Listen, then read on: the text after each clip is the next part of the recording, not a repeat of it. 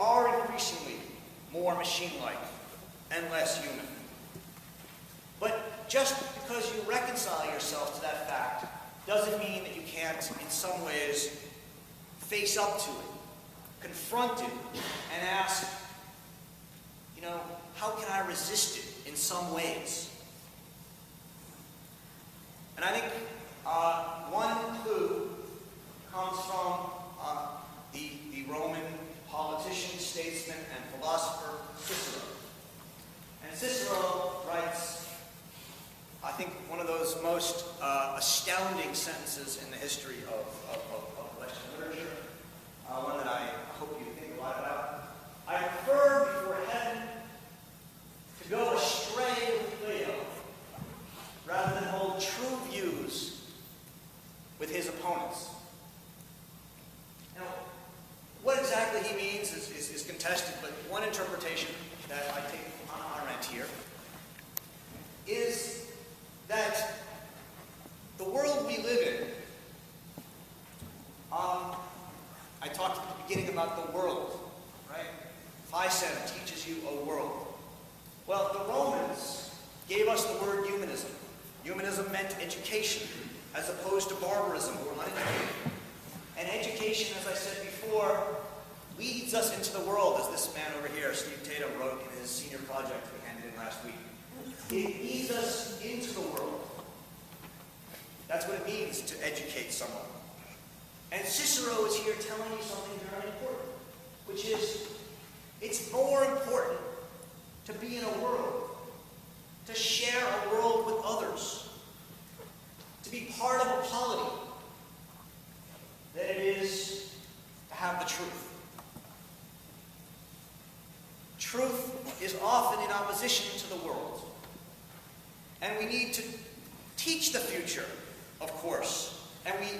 But we don't, we often, as I said at the beginning, don't know what that future is. And so, what we teach when we teach is not the future, not what should be done, but what is and what has been. We teach the past. We teach what's been beautiful in the world. We teach what's held us together. We teach Plato and Cicero and Arendt. But when we teach Arendt, we teach something very different from Plato and Cicero. Because Plato and Cicero told us that we shared a world. What Arendt teaches us is that we're currently in the process of losing the world that we've shared for 2,000 years.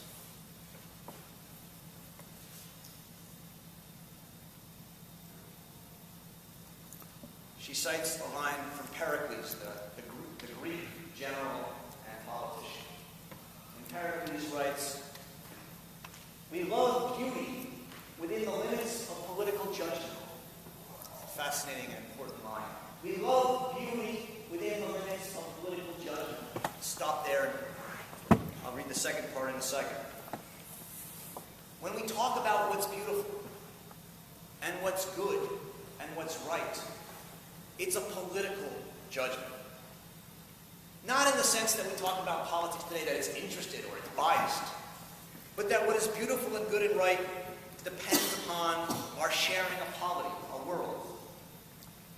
And then we get this strange second part of the sentence. And we philosophize without the barbarian vice of effeminacy. What he means by that is that to not judge what is beautiful, to philosophize, which means to seek the truth instead of what is worldly, is to withhold making political judgment and is to lack a certain kind of strength or virility and to be barbarian or effeminate. The point here is just like with Cicero. We need to make and offer judgments about our world, even to a certain extent, if they're untrue, because they're who we are. And part of our world right now is is that we're losing the world. We're losing traditions. We're losing what it means to be human. And so, in conclusion, how do we respond to this loss of the human condition? And the answer, I would suggest, is that we think about it. We think and we meditate and we come to college, and even when we're out of college, we think about what it means that we are losing our common world, our human tradition. We don't tell people what should replace it, although we might individually work to develop something that will replace it.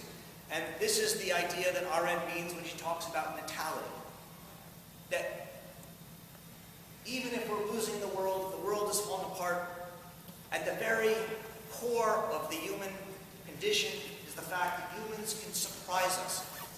As predictable as social science thinks we've become, as machine-like as we're becoming, humans can always do new things. And this is the hope she holds out, that as newcomers, we can somehow renew the world. And so I leave you just with this final quote from the human condition. In brief, the answer to the question, who am I, is simply, you are a man, whatever that may be. And it's your jobs to figure it out. Thank you very much.